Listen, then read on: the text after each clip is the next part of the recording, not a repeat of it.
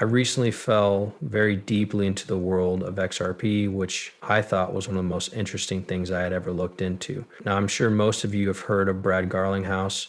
Aside from Chris Larsson and David Schwartz, the person I'm going to talk about today, Arthur Brito, you probably haven't heard of at all.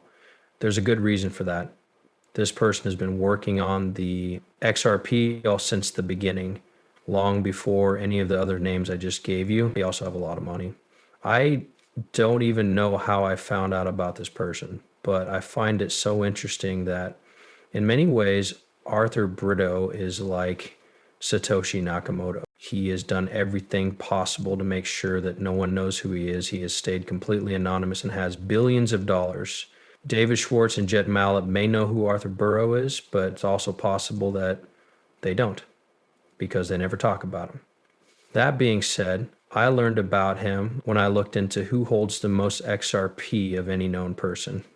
Chris Larsson was the first CEO of the Ripple team when they were still being worked on and were called Open World Coin. Some of you may not know this, but after that, we all know who Chris Larsson is. So I wanted to find out who are the top 10 known people who hold the most XRP. I'm not interested in trade walls or other things like that. So Chris Larsson was, of course, on this list. Brad Garlinghouse's name was also on it. Then I saw Brito.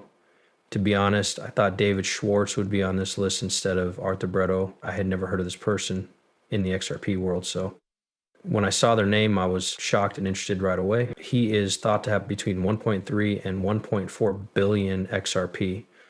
And he is now another co-founder of Ripple. Founders were given 20 billion XRP at the start of the company.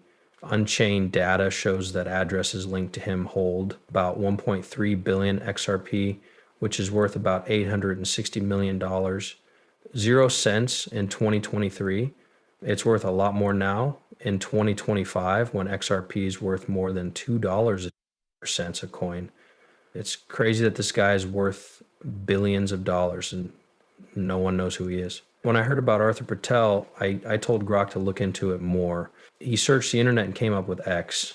Tell us more about this unknown person who has been making technology for the XRPO. Here's what we know about them.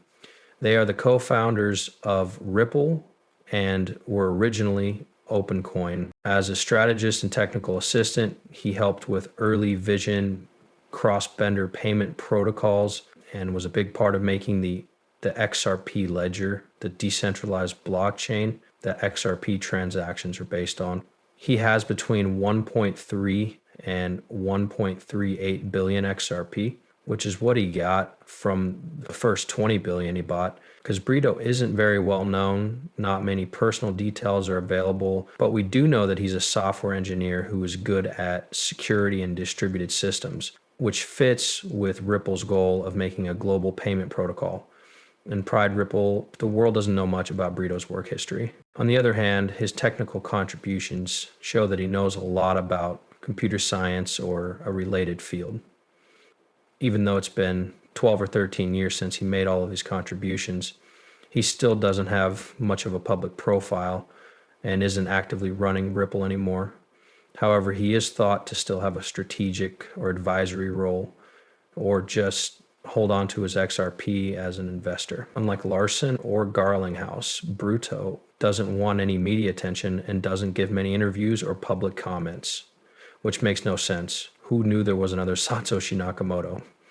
Brito is not only unknown, there are no public pictures of him, interviews, or any other social media sites of any kind. That's so weird. He works for a company and has billions of dollars, but no one knows who he is. He doesn't have a Facebook page, an Instagram account, or anything else. He's just not out there at all.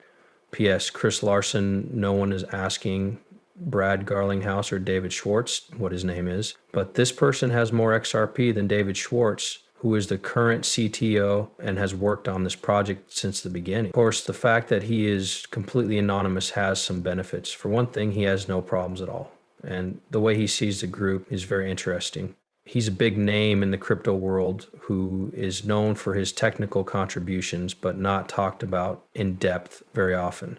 Either this person works for the Secret Services or he is incredibly smart, 180 IQ or higher, and unhappy. He doesn't see the point of being famous all the time. and he just wants to avoid the attention.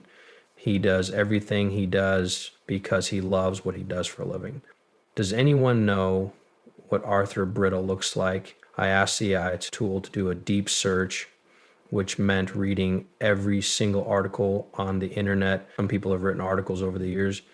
In the end, I found that only a small group of people know who he is and what he looks like.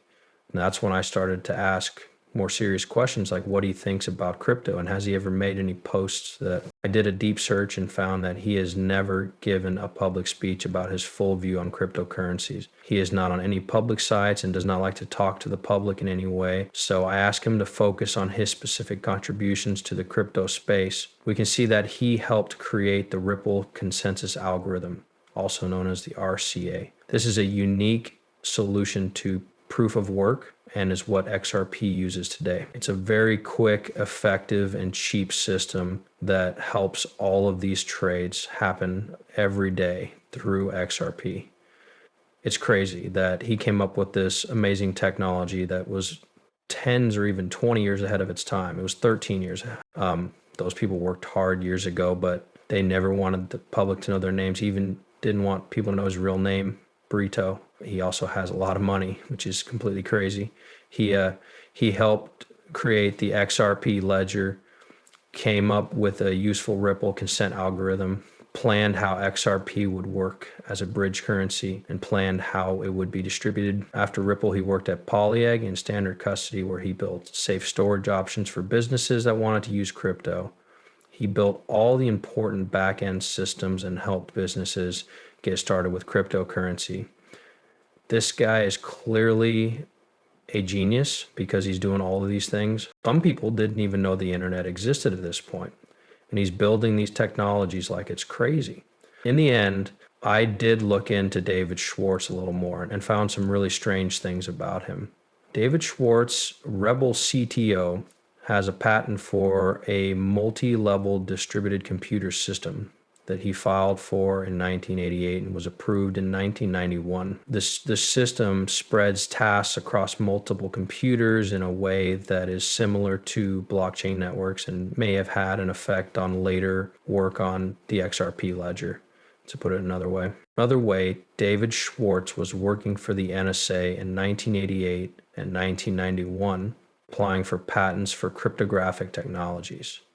He is known for being an early investor and was also very involved with Bitcoin in its early days, 1991, before anyone knew what the internet was. In 1988 and 1991, David Schwartz was filing these patents for security systems. I got a grant in 1991 and then worked on XRP in its very early stages. He worked on Bitcoin, which is the most popular cryptocurrency, and other cryptocurrencies after that. He then worked with JetMB to start OpenCoin, which later became XRP and Ripple Labs.